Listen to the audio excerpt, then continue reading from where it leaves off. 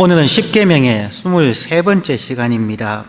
십계명을 한 주씩 그리고 각 계명마다 소극적인 순종과 적극적인 순종으로 나누어서 생각을 해 보았습니다. 오늘은 이 십계명 전체를 주신 목적에 대해서 생각을 해 보려고 합니다.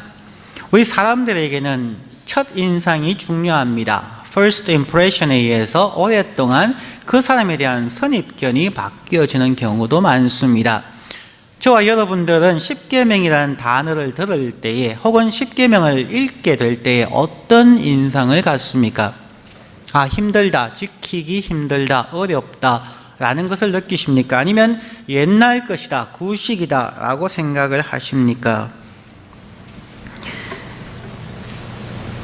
우리가 어떤 사람을 처음에는 자기의 생각으로 자기가 바라본 첫인상을 가지고 사람을 판단하게 되지만 그 사람을 알아가면서 그 사람의 마음 자세와 의도를 알게 되면은 그 사람을 다시 생각하게 되고 관계가 새로워지는 것을 느끼게 됩니다. 그러면 우리가 십계명을 주신 하나님의 의도와 목적을 생각하게 되면은 십계명에 대한 우리의 자세도 달라지게 될 것입니다.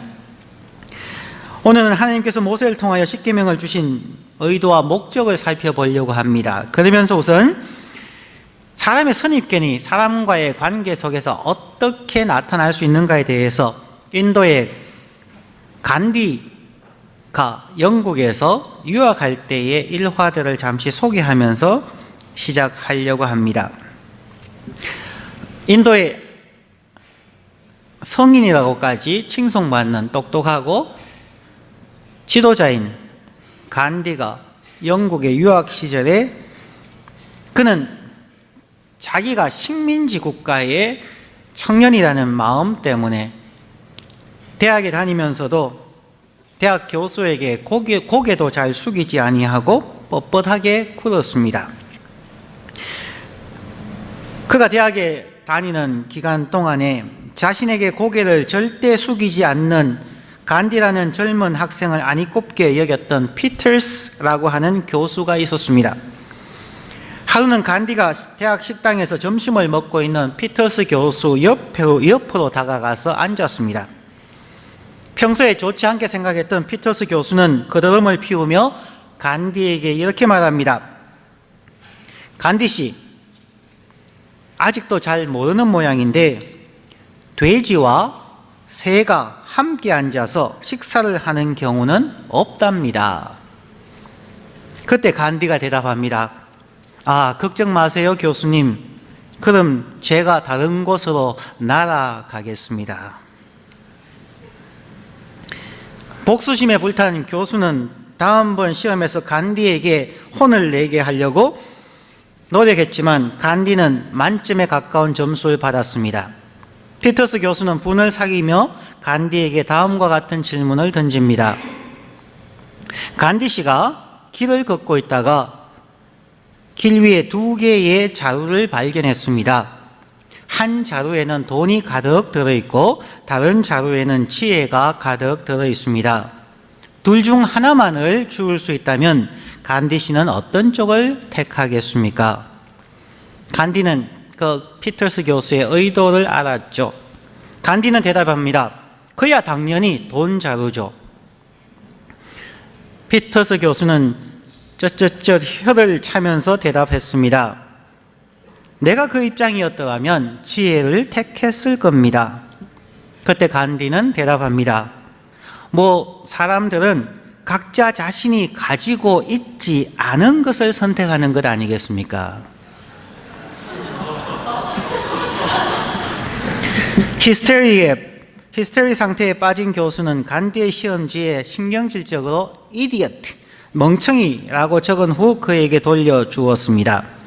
시험지를 받은 간디가 교수에게 다가가 다음과 같이 말했습니다. 교수님, 제 시험지에 점수는 안 적혀 있고 교수님 서명만 있던데요. 서로에 대한 깊은 이해가 없으면 마치 기찻길에 철로가 평행선을 달리듯이 관계가 그렇게 평행선을 달릴 수밖에 없습니다. 우리가 교회 다닌다고 하면서 성경을 읽는다고 하지만 성경을 주신 하나님의 의도를 잘 알지 못하면 모든 것이 삐딱하게 보일 수밖에 없거나, 혹은 경건하다고 생각하는 그리스도인들은 끊임없는 죄책감 속에, 나는 죄인이고 할 수 없다고 하는 패배의식 속에 살아갈 수도 있습니다. 지나친 우월감도 좋지 않지만 지나친 겸손, 지나친 패배의식도 좋은 것이 아니고, 또한 무관심하게 신앙생활과 자기 일상의 생활이 분리되어지는 그러한 삶도 결코 좋은 것이 아닙니다. 하나님이 원하는 방법이 아니라는 것입니다. 자, 그러면 하나님께서 십계명을 모세를 통하여 말씀하여 주시고, 그것이 20장, 출애굽기 20장 1절부터 17절에 걸쳐서 자세히 설명한 후에 왜 십계명을 주셨는가, 그리고 이 계명들을 어떻게 이해하며 하나님을 어떻게 예배해야 될 것인가에 대해서 설명하고 있는 부분이 오늘 본문입니다. 원래는 5가지의 목적이 있습니다만 그 중에 시간관계로 하나는 뺐습니다. 암흑 속에 계신 하나님이라는 주제는 과거에 한 적이 있기 때문에 그 부분은 뺍니다. 왜 하나님이 암흑 속에 계시는가, 암흑과 하나님은 어떤 관계인가 하는 부분은 나중에 다시 하겠습니다. 그 외에 4가지 설명을 하면 이렇습니다. 첫 번째입니다. 십계명은, 즉 하나님의 말씀은 하나님의 영광과 거룩함을 나타내기 위함입니다.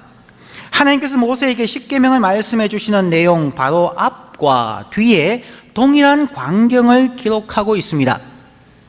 오늘 본문의 첫 부분인 18절 말씀에서는 뭇 백성이 우레와 번개와 나팔 소리와 산의 연기를 본지라 그들이 볼 때에 떨며 멀리 서서, 또한 십계명을 주신 20장 1절 이전인 19장 16절 18절 19절을 제가 읽어드립니다.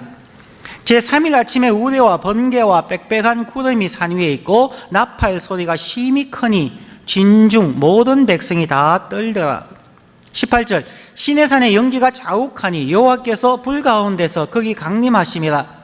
그 연기가 옹기점 연기같이 떠오르고 온 산이 크게 진동하며, 19절 나팔 소리가 점점 커질 때에 모세가 말한즉 하나님이 음성으로 대답하시더라. 즉 십계명을 자세히 설명하시는 그 책의 그 표지와 마지막 표지같이 처음과 끝부분에 설명되어져 있는 것이 동일한 모습입니다. 하나님께서 모든 이스라엘 백성들 앞에서 하나님의 종 모세에게 십계명을 주실 때의 광경입니다. 바로 하나님의 영광과 거룩함을 나타내는 것입니다. 하나님의 영광은 우레와 번개의 번쩍임과 같이 찬란하고 화려한, 정말 하나님의 임재를 보여주는 거룩한 모습을 연출하게 됩니다.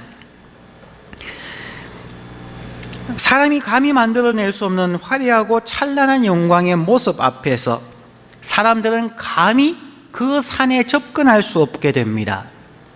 그 하나님의 영광은 결국 하나님의 거룩함, 인간의 죄인됨을 보여주는 모습입니다. 하나님의 영광과 거룩함을 보여주시면서 그런 영광과 거룩의 자리에서 하나님께서 친히 모든 백성들이 보고 듣는 가운데서 모세에게 말씀을 주셨다는 것을 강조합니다. 다른 그 시대나 오늘날의 우상들은 금이나 은이나 각종 보화로 만들었다 할지라도 말하지 못합니다. 자기를 표현하지 못합니다. 우상들은 아무리 화려하고 찬란해도 죽은 물질일 뿐입니다. 생명이 없는 우상과 비교할 수 없는 살아계신 하나님, 영광과 거룩함의 하나님께서 친히 말씀하신 십계명이며 법이기에 모든 사람들은 십계명과 하나님의 법, 말씀을 하나님을 대하는 마음으로 대하여야 한다는 것을 강조하고 있는 것입니다. 단순한 책이요 인쇄된 활자가 아니라 그들이 직접 보고 들은 살아계신 하나님의 말씀임을 늘 의식하고 말씀 앞에 서야 한다는 것입니다.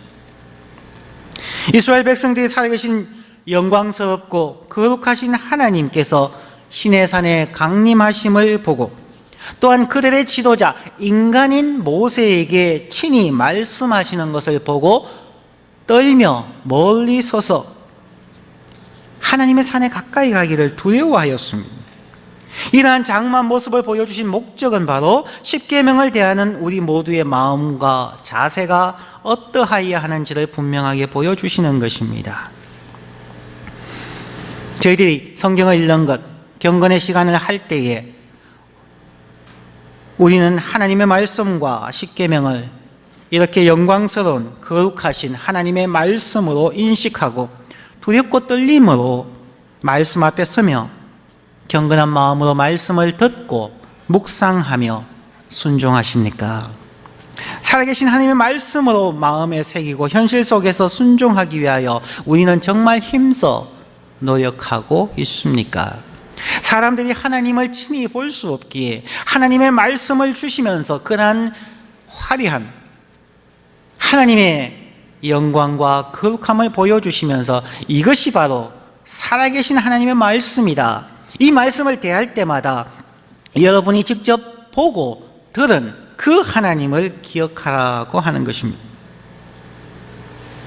두 번째 십계명을 주신 이유는 인간에게 중보자가 반드시 필요함을 보여주고 있습니다. 19절 말씀에 모세에게 이르되 당신이 우리에게 말씀하소서 우리가 들으리이다. 하나님이 우리에게 말씀하시지 말게 하옵소서 우리가 죽을까 하나이다.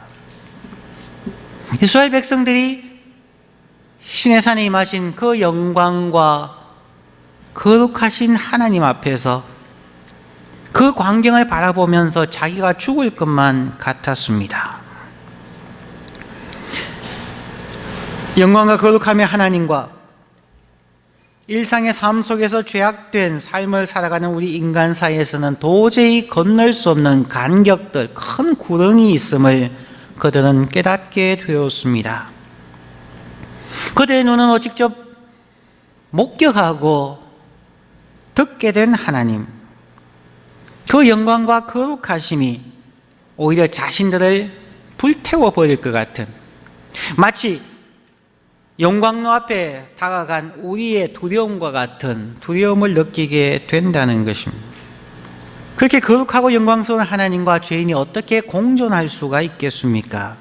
회전하는 그림자도 없으신 완전하신 하나님 앞에 인간이 나아가게 되면 마치 우리가 태양을 직접 눈으로 바라볼 수 없듯이 태양을 바라보면 우리의 눈이 타버리는 것처럼, 만약 하나님께서 이 지구가 회전하는 소리를 인간이 들을 수 있다면 모든 인간은 지구에서 살 수 없고 모두 미쳐버릴 수밖에 없습니다. 지구가 회전하는 속도는 우리가 상상할 수 있는 속도가 아닙니다. 우리는 시속 100마일로 가는 차가 옆에서 지나가도 그 소리에 깜짝깜짝 놀랍니다. 그러나 지구가 자전하는 속도는, 그 소리는 수천 배에 이르는 무시무시한 소리입니다. 그 소리를 듣게 된다면 우리는 귀청이 터져버릴 수밖에 없습니다. 하나님의 목소리와 하나님의 영광을 바라보는 인간은 죽을 수밖에 없다는 것입니다. 그렇게 이스라엘 백성들은 모세에게 소리쳐 외쳤습니다. 간청했습니다. 당신이 우리에게 말씀하십시오. 우리가 듣겠습니다. 하나님이 직접 우리에게 말씀하지 말게 하십시오. 우리가 죽을까 너무 두렵습니다. 이스라엘 백성들이 얼마나 두려웠으면 우리가 죽겠습니다, 죽을까 합니다 라고 했겠습니까? 그들은 하나님 앞에 나아갈 수 없다는 것을 깨달았습니다. 저희들이 하나님을 보고 싶어하는 분들이 참 많이 있습니다.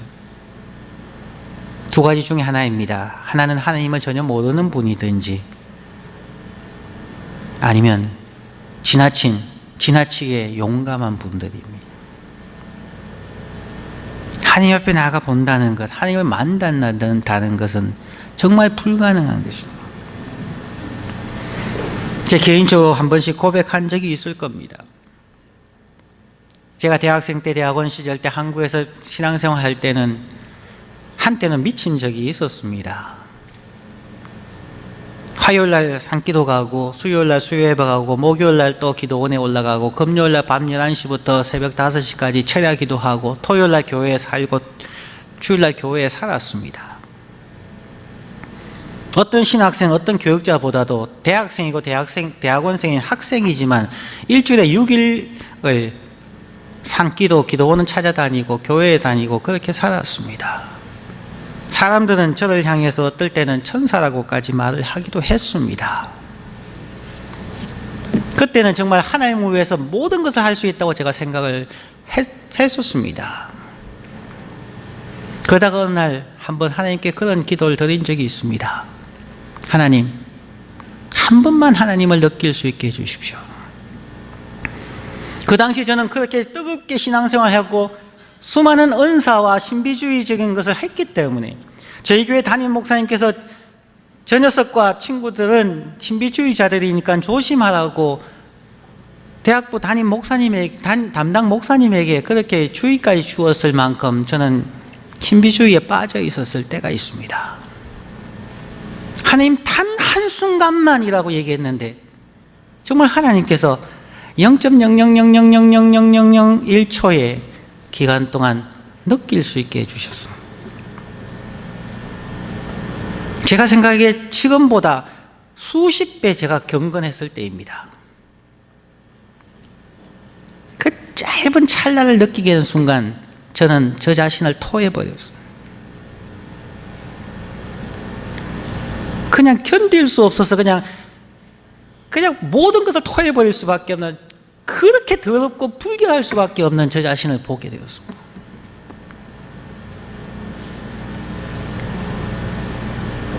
그렇게 미친 듯이 하나님을 섬겼다고, 하나님을 찾았다고, 밤을 새워서 울부짖으며 기도했다고, 성경을 그렇게 통독하고 날마다 성경을 암송하고 정말 세계를 위하여 기도했다고 생각하는 그 순간, 정말 내가 선받이라고 생각했던 그 순간, 하나님이 보여주신 그 짧은 순간 앞에 저는 찌꺼기라는 것을, 정말 더러운 하수구에서도 볼 수 없는 그런 존재라는 것을 제 자신이 깨달았습니다.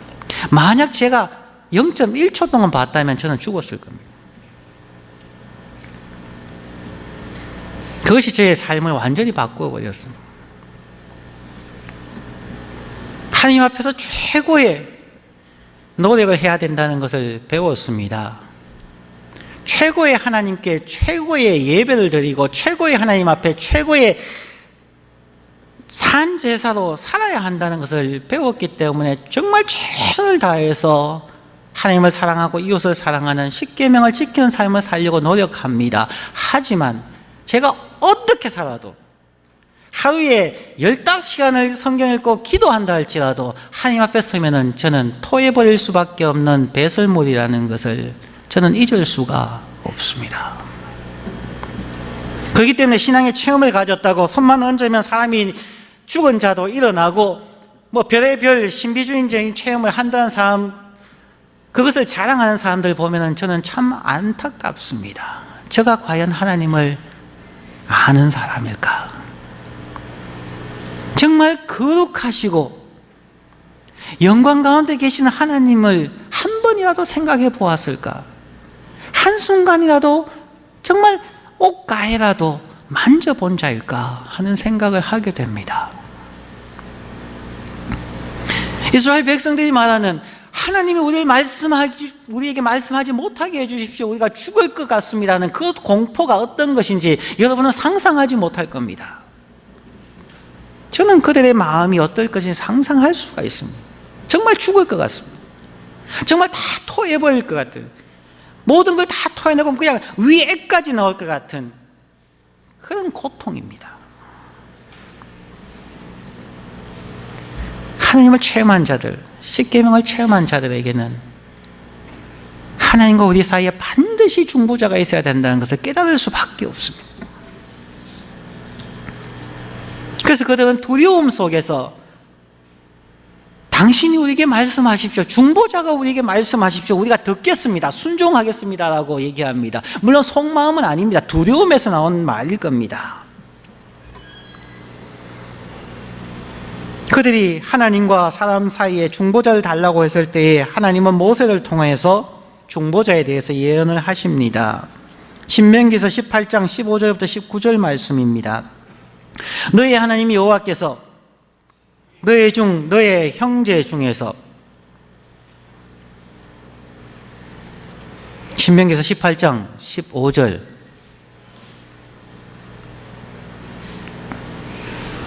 왜 안 나옵니까?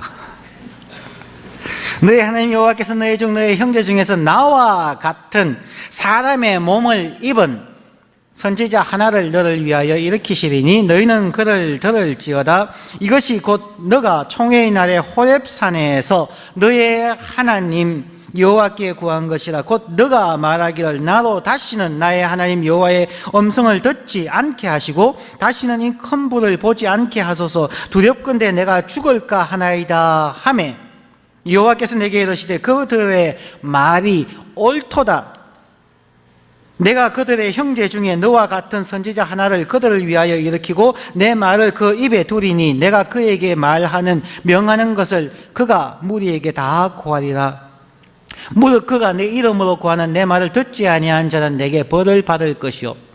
즉 이스라엘 백성들이 그 많은 광경을 보고 난 후에 우리에게 중보자를 주십시오, 우리가 죽을까 하나이다 하는 그 음성을 하나님께서 들으시고 너희들 말이 맞다, 너희들은 나를 만날 수 없는 존재다, 그러기에 내가 모세와 같은 인간의 몸을 입었지만 더욱 완벽하고 완전한 하나님의 아들을 보낼 것이다 라고 예언하신 것입니다.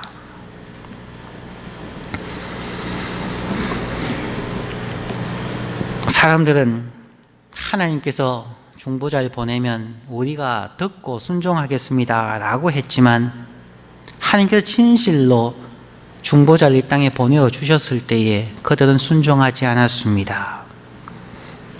사람들은 중보자인 예수 그리스도를 듣지 않았고 순종하지 않았고 자신들의 생각과 다르다고 배신하고 십자가에 못 박아 죽였습니다. 그러나 예수 그리스도는 3일 만에 죽음을 이기고 부활하셔서 제자들에게 자신의 몸을 보이시고 또한 우리 모두의 영원한 대제사장과 중보자가 되시기 위하여 하늘로 성천하셔서 하나님의 보좌 우편에 앉으셨습니다. 히브리서 4장 14절부터 16절까지 바로 그 예수의 모습을 보여줍니다. 그러므로 우리에게 큰 대제사장이 있으니 성천하신 자 곧 하나님의 아들 예수시라. 우리가 믿는 도리를 굳게 잡을지어다. 우리에게 있는 대제사장은 우리의 연약함을 체휼하지 아니하는 자가 아니요 모든 일에 우리와 한결같이 시험을 받은 자로되 죄는 없으시니라. 그러므로 우리가 긍휼하심을 받고 때를 따라 돕는 은혜를 얻기 위하여 은혜의 보좌 앞에 담대히 나아갈 것이니라. 저와 여러분, 우리를 위하여서 하나님은 유일하신 한 분 예수 그리스도를 친히 하늘로부터 이 땅에 보내어 주셨습니다.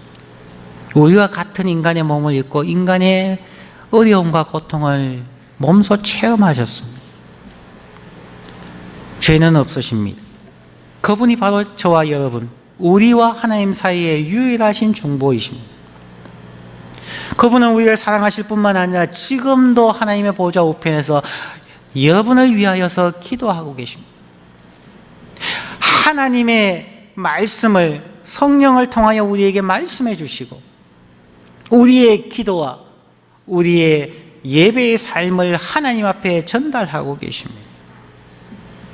그 중보자가 없는 자들은 하나님 앞에 나아갈 수가 절대로 없습니다. 세 번째로 십계명은 하나님의 사람들을 시험하기 위함입니다. 여기서 시험은 템테이션이 아니라 테스트이죠. 잘 되기 위하여서 시험하고 20절 말씀에 모세가 백성에게 이르되 두려워 말라 하나님이 강림하시면 너희를 시험하고 그 결과로 너희로 경외하여 범죄치 않게 하려 하심이라. 템테이션이 아니라 테스트라는 것입니다. 마치 학교에서 중간고사, 기말고사를 치는 이유는 학생들이 공부를 더 열심히 하고 좋은 성적을 얻게 하기 위한 목적을 가진 것처럼 하나님의 시험도 목적을 가졌습니다. 경외하는 사람, 범죄치 않은 온전한 사람을 만들기 위함이라는 것입니다. 본문 20절에는 두려움이라는 단어가 두 개 나옵니다. 처음에는 두려워하지 말라고 나오고 그 밑에는 너희로 경외하게, 즉 fear of God이라는 단어가 나옵니다. 이 두 단어를 구분합니다. 두려워하지 말라고 하는 단어는 고통스러워서 죽을까 하는 두려움을 나타냅니다. 이 단어는 히브리 말로 야레라는 단어입니다. 사람을 두렵게 하여서 사람이 마땅히 하여야 할 일을 하지 못하게 하는 공포심을 갖지 말라는 것입니다. 하나님의 영광을 바라보고 우리는 안 돼라고 자포자기하거나 주저하거나 좌절하지 말라는 것입니다. 그것은 파괴적인 두려움입니다. 그러나 하나님은 사람을 돕기 위한 것입니다. 하나님을 존경하며 높여드리는 두려움, 경외함을 나타내는 히브리 단어는 이라라고 하는 단어입니다. 이 단어 fear of God, 여호와 경외함이라고 하는 것은 두 가지 의미가 있다고 분명히 말씀을 드렸습니다.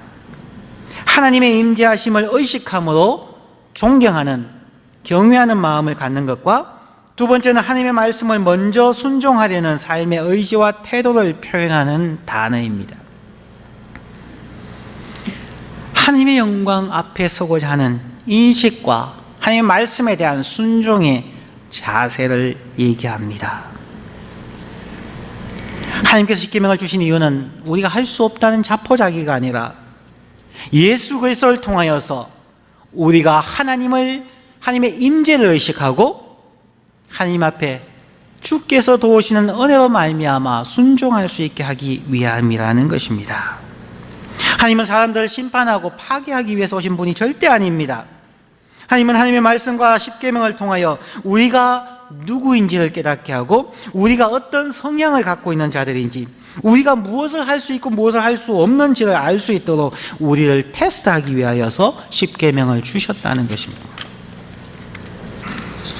그러나 사람들은 하나님의 선한 목적을 무시했습니다.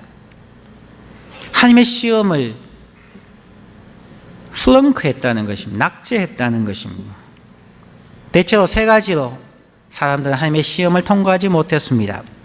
첫째는 많은 사람들은 하나님 자체를 배척하였습니다. 경외함으로 하나님을 예배하며 하나님과 함께 동행하는 삶 자체를 거부해버렸습니다.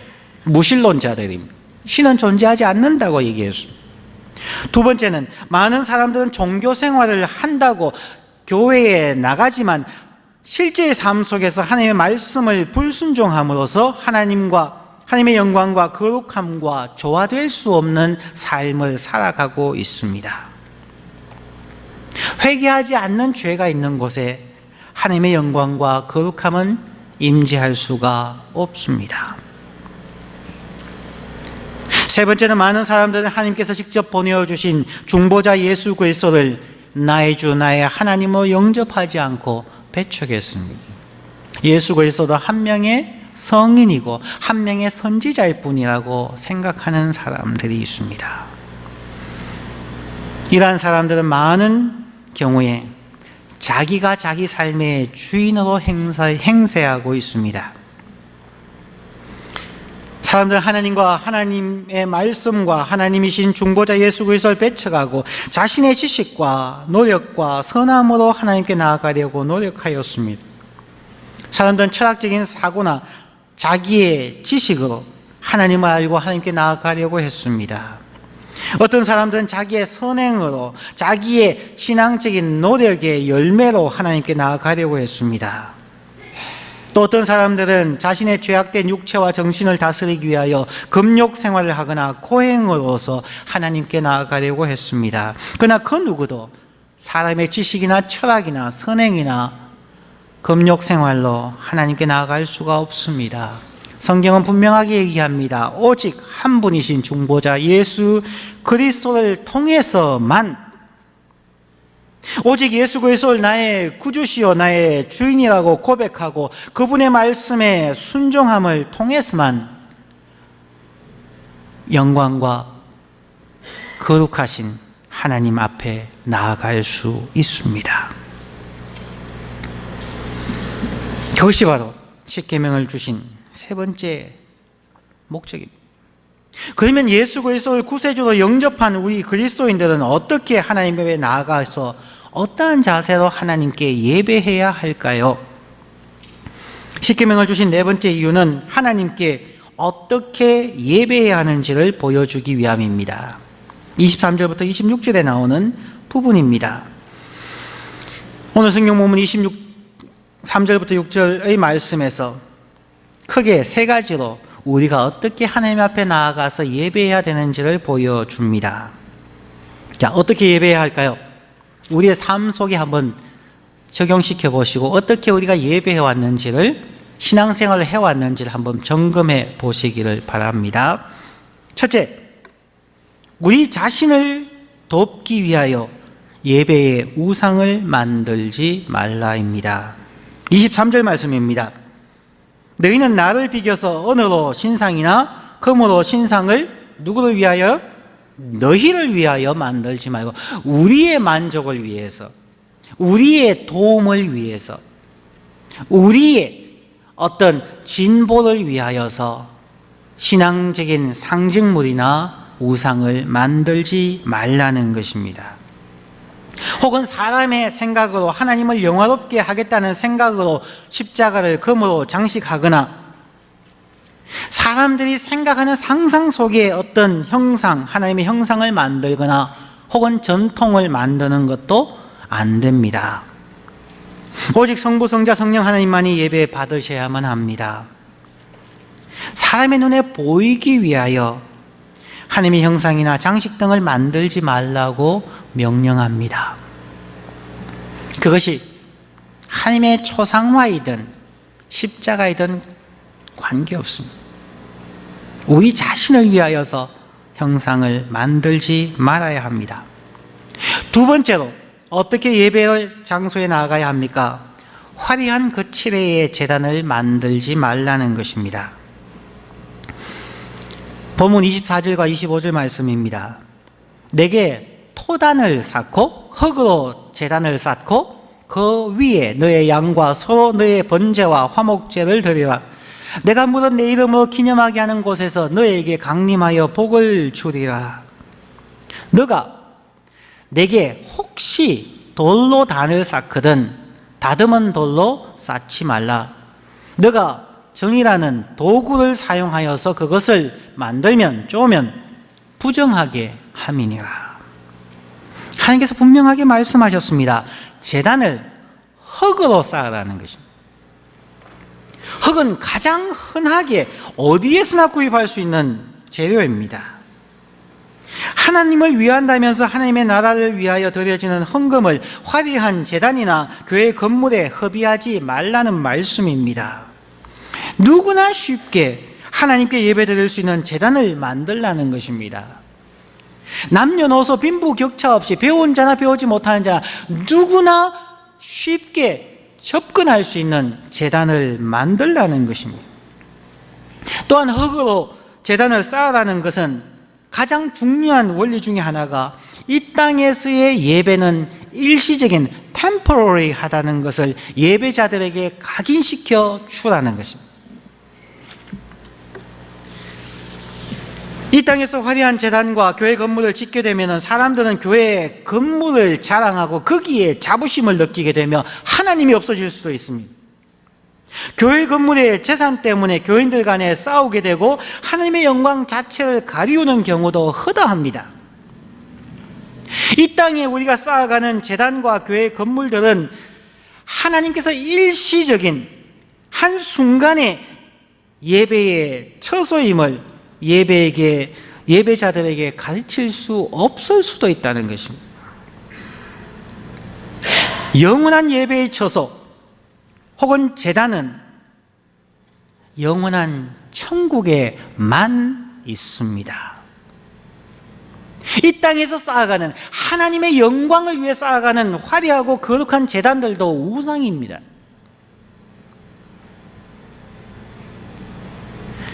사람들은 이 땅의 제단과 교회 건물을 화려하게 해서 사람들에게 보여주고 자신들은 하나님의 영광을 나타낸다고 말하지만 이러한 자랑하고 거칠에만 화려한 제단과 교회 건물들은 영원한 하나님의 나라, 천국, 예배의 처소에 대한 간절한 소망을 오히려 빼앗아갈 수 있습니다. 또한 흙으로 제단을 쌓으면은 예배를 드릴 때마다 새로운 마음으로 정성을 다하여 제단을 다시 쌓아야만 합니다. 시멘트도 아니고 흙으로 쌓아놓은 것은 비바람이 불고 강풍이 몰아치면 허물어져 버립니다. 한 번 쌓은 제단을 1년 동안 계속 거기에서 제사를 드릴 수는 없습니다. 흙으로 지은 제단을 허물어지고 볼품없게 된 그곳에 거룩하신 하나님께 제물을 드린다는 것은 생각할 수가 없습니다. 흙으로 제단을 쌓아야만 매번 예배 드릴 때마다 정성을 다하여 준비하고 경외하는 마음으로 예배에 임하게 됩니다. 오늘날 제단과 교회 건물들은 너무나 화려하고 에어컨디션과 히팅 시스템이 잘 나와서 사람들은 편안하게 예배합니다. 사람들은 교회가 화려하고 최신 장비들이 들어오고 정말 좋은 음향 시스템에 우리의 자녀들이 더 교육받기 좋은 화려하고 훌륭한 교육관이 있는 교회를 선호하고 그러한 교회를 찾아가는 경향이 있습니다. 전혀 성경적이지 않은 기독교 문화가 되어버렸습니다. 지난번에 소개해드린 맥스웰 목사님의 말씀처럼 미국은 200년이 걸려서 예수 중심이었던 기독교가 기독교 문화의 중심으로 바뀌어버렸고 결국은 이교도적인 세상의 문화로 바뀌어버렸다고 얘기했는데 한국은 40년 만에 예수 중심에서 기독교 문화 중심으로 바뀌어버린 것입니다.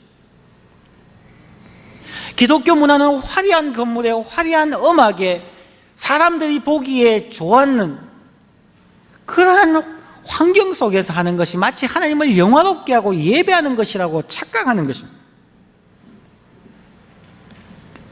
흙으로 제단을 쌓아라는 것은 이 땅의 제단은 일시적인 것이며 매번 정성을 다하여 예배를 준비하고 살아계신 하나님을 경외함으로 예배를 드리라는 말입니다. 오늘같이 건축물이 되어버렸을 경우에는 항상 그곳에 제단이 있고 항상 좌석이 있고 항상 모든 것이 구비되어져 있기 때문에 우리는 예배를 보러 갑니다. 예배를 드리러 가는 것이 아니라 예배를 구경하러 갑니다. 관람객처럼 우리는 하나님 앞에 예배 보러 가는 것입니다. 흙으로 쌓지 않았기 때문에 매번 허물어지는 제단을 쌓지 않았기 때문입니다. 그러나 돌로 제단을 쌓게 된다면 정이나 도구를 사용하지 말라고 하십니다. 구약시대의 고대 근동지역에서 우상의 신전은 화려했습니다. 백성들의 마음을 하나로 모으고 지도자가 신의 아들이라는 것을 보여주기 위해서 신전을 마을의 앞산에다가 높이 쌓았습니다. 그러므로 사람들은 일상의 생활을 하다가도 눈만 들어보면 신전이 보이게 만들었습니다. 이집트의 수많은 신전들, 고대 근동의 수많은 신전들은 화려했습니다. 대리석과 백향목으로 만들었습니다. 그러한 문화 속에서 하나님은 너희는 흙으로 짓고 혹돌로 짓는다면은 화려하게 꾸미지 말라고 얘기합니다. 인간의 도구가 만들어낸 것을 하나님의 제단은 인간의 도구를 사용하면은 하나님의 제단을 부정하게 만든다고 분명하게 성경은 얘기합니다. 거룩하신 하나님을 모신 곳을 화려하고 멋있게 장식하고 지어야 하지 않느냐고 주장하는 사람들도 있습니다. 그러나 그것은 오늘 말씀을 본다면 하나님의 말씀을 불순종하는 것이고 하나님의 제단을 부정하게 하는 것입니다. 하나님의 영광과 거룩함을 인간의 노력이나 인간의 치장으로 나타낼 수 있는 것은 절대 아닙니다. 교회 건물의 화려함이나 인간의 예배 기술로 하나님의 영광과 거룩함을 나타내는 것이 아니기 때문입니다. 어떻게 하나님의 영광과 거룩함을 나타낼 수 있을까요? 한 가지 방법입니다. 그리스도를 본받는 그리스도인들의 거룩한 삶의 변화 속에서만 나타날 수 있습니다. 자신의 생각과 삶의 패턴이 거룩하게 바뀔 뿐만 아니라 어렵고 힘든 이웃을 정성을 다해 사랑하고 섬기는 그 모습을 통해서 하나님의 영광과 거룩함이 나타납니다. 하나님께서 예수 그리스도를 이 땅에 보내주셔서 십자가에 죽기 전날 하나님의 영광과 거룩함을 가지고 오신 예수 그리스도께서는 이제 몇 시간 후면은 자기를 배신할 그 제자들의 더러운 냄새나는 발을 예수는 스스로 허리에 수건을 동이시고 대야에 물을 떠와서 자기를 배신할 그 제자들의 더러운 발을 씻어 주셨습니다. 그 예수의 삶을 통해서 그 배신하고 정말 미울 수밖에 없고 냄새나는 그 이웃을, 그 제자들의 발을 씻겨주는 그 예수의 섬김의 모습을 통하여서 진정한 하나님의 영광과 하나님의 거룩함이 나타난 것입니다. 마찬가지로 이 땅의 하나님의 영광과 거룩함은 하나님을 경외하는 하나님의 사람들의 예배하는 생활과 이웃을 사랑하고 섬기는 삶, 거룩한 산제사 living sacrifice로 살아가는 그리스도인의 삶을 통해서만 나타날 수 있습니다. 세 번째 예배입니다. 예배에 나가는 우리의 자세는 죄악된 인간의 노력을 드러내지 말라고 이야기합니다. 26절 말씀에 너는 청계로 내 제단에 오르지 말라 너의 하체가 그 위에서 드러날까 함이니라. 제단에 청계를 만들지 말라고 말씀합니다. 고대 근동지역은 조금 전에 말씀드린 것처럼 마을을 내려다보는 산 위에 만들었습니다. 그렇기 때문에 그 산까지 가려면은 계단을 통해서 쭉 올라가야 하고 신전 안에 들어가서도 제단은 특히 높이 쌓아서 사람들은, 특별히 제사장들은 그 계단을 올라가서 제사를 드렸습니다. 하나님은 그렇게 하지 말라는 것입니다. 먼저는 누구나 하나님의 은혜의 보좌 앞에 쉽게 나아오도록 계단을 만들지 말라는 것과 계단을 오를 때 제사장들의 몸을 보이지 않도록 하라는 명령입니다. 이것은 상징적인 의미가 있습니다. 첫 번째는 인간의 지도자 혹은 제사장들이 자기의 우월성이나 의로움으로 제단을 오르는 것은 오해와 교만함에 빠질 수 있음을 경고합니다. 목회자들이 나는 남들보다 더 신앙을 열심히 했으니까, 신학 교육을 받았으니까, 내가 어떤 체험을 했으니까 라는 마음을 가지고 제단에 오르는 그런 시험드는 유혹에 빠질 때가 많이 있습니다. 설교자들이 교인들 자꾸만 책망하는 경우가 너무나 많습니다. 그것도 못합니까? 라고 절망시키는 경우가 너무나 많습니다. 목회자들이요, 계단을 올라가지 마십시오. 자기의 지식과 자기의 우월성을 나타낼 수 있는 계단으로 올라가지 마십시오. 성경은 분명하게 말합니다. 의인은 없나니 하나도 없다. 신학 박사이든 어떤 신앙의 체험을 했던 자이든 하나님 앞에서는 찌꺼기요 배설물일 수밖에 없습니다. 인간의 의로움으로서는 하나님의 제단에 절대로 나아갈 수가 없습니다. 두 번째는 인간은 스스로 하나님께 올라갈 수가 없습니다. 죄악된 인간이 하나님께 올라갈 수가 없습니다. 영광과 거룩함의 하나님께서 친히 이 땅으로 내려오신 것이 기독교입니다. 우리가 하나님께 올라갈 수가 없습니다. 그런데 그리스도는 자꾸만 올라가려고만 합니다. 거룩해지려고만 합니다. 오직 우리에게 내려오신 예수 그리스도를 믿고 의지함으로 우리는 하나님께 나아갈 수가 있습니다. 세 번째는 인간의 노력으로 하나님의 보좌가 있는 하늘에 올라갈 수도 없습니다. 인간의 신학적인 지식이나 성령 운동을 통한 신비적인 체험으로 하나님의 보좌에 올라갈 수가 없습니다. 사람은 자꾸만 영적인 것을 사모합니다. 사람은 영적인 것을 좋아하지만 신이신 영이신 하나님은 인간의 육체를 입고 오셨습니다. 그러므로 영적인 세계에 너무 탐닉하지 마십시오. 교만해집니다. 하나님과 사람을 향한 사랑의 마음이 없이 교만하거나 정죄하거나 비교하는 잘못을 범할 수가 있습니다. 영적인 것을 사모하셔도 나타내지 마십시오. 겉으로는 가장 인간적인 모습만 나타내십시오. 사랑하는 모습만 나타내십시오. 네 번째는 인간이 만든 과정들로, 스텝들로 하나님께 도달할 수가 없습니다. 교회에서는 마치 서리 집사에서 안수 집사로, 권사나 장로로 혹은 목사로 올라가는 스텝을 생각합니다. 제자 훈련도 제자반에서부터 시작해서 양육반으로 갔다가 인도자반으로 갔다가 이렇게 가면은 마치 우리의 신앙이 더 좋아지는 것처럼, 더 거룩한 제자가 되는 것처럼 생각을 하는 경우가 많습니다. 아닙니다. 오직 중보자 되신 예수 그리스도를 통해서만 우리는 하나님 앞에 나아갈 수가 있고 하나님 앞에 설 수가 있는 것입니다. 사람들은 하나님의 제단에 올라가는 계단을 만들려고 자꾸만 시스테매틱하게 시스템을 만들려고 합니다. 그러나 오늘날 우리들의 신앙생활을 성경적으로 다시 한번 묵상해 보아야만 합니다. 그리스도인들이 자신들의 율법주의 지식을 자랑하는 것이나 기도운동, 성령운동, 제자훈련을 통해서 자신의 신앙의 우월성을 은연중에 나타내려 하지만 그것은 결국 교만함과 성숙하지 못한 자신의 내면을 보여주는 것일 뿐입니다. 그리스도인은 자꾸만 위로 올라가려고 하고 예수님은 자꾸만 밑으로 내려오려고 하니까 우리는 점점 더 신앙생활을 하면 할수록 예수와 멀어지는 아이러니가 나타나는 것입니다.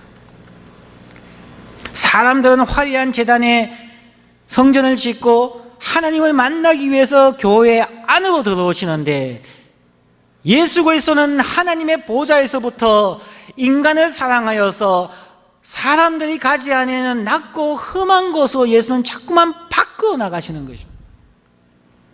그러면 교회당 안에는 그리스도인들만 없고 예수는 없고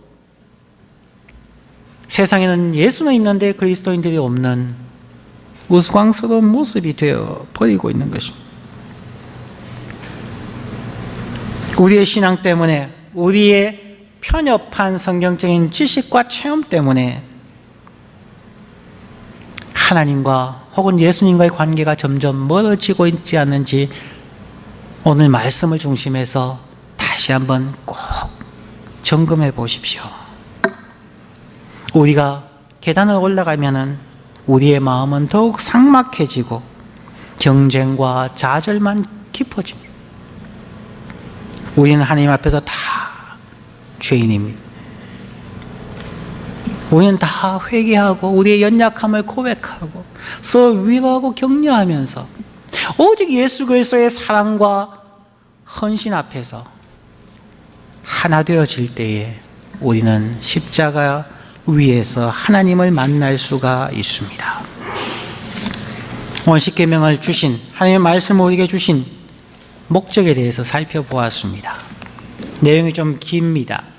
그러나 그 내용을 생각하시면서 우리의 일상의 신앙 삶 속에서 우리의 성경을 묵상하고 교회 생활하는 우리의 삶 속에서 그 프린시플, 원칙을, 원리를 잘 기억하시고 왜 하나님께서 우리에게 말씀을 주셨는가에 대한 하나님의 의도와 목적을 이해함으로 성숙해가는 우리가 되기를 간절히 축원합니다.